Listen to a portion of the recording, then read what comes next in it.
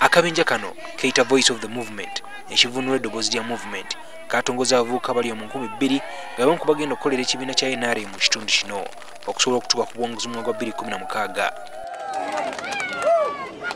Olunaku lw'eggulo bano bakungaanidde mu maka g'omugenzi Kibaali mu kitundu ekimanyiddwa nga Koba munisipaali ey'Embarara.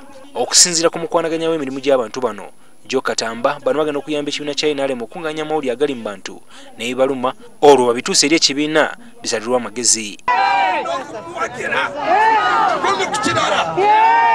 Wabula ono atutegeeza nti olwo batandise okubalwanisa nga babayita abamenyi b'amateeka.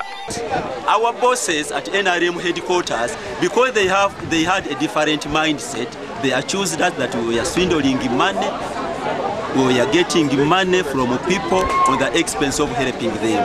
Kyoka akola nga ssaabawandiisi wa NRM Dorothy Hyuha akabenja kano akeesambye so nga naye RDC w'Embarara bw'atyo. N'olwekyo awo sibamanyi. Abo ba iya sibamanyi ate sibawulirangako kubanga serabyo ba communication obeerete bavaako sinayogera n'abakulembeze baabwe sibamanyi. Wabula aba Voice of the Movement nga bwe beeyita bagamba nti basisinkana dda Pulezidenti Museveni bamutegeeza ku bigendererwa byabwe.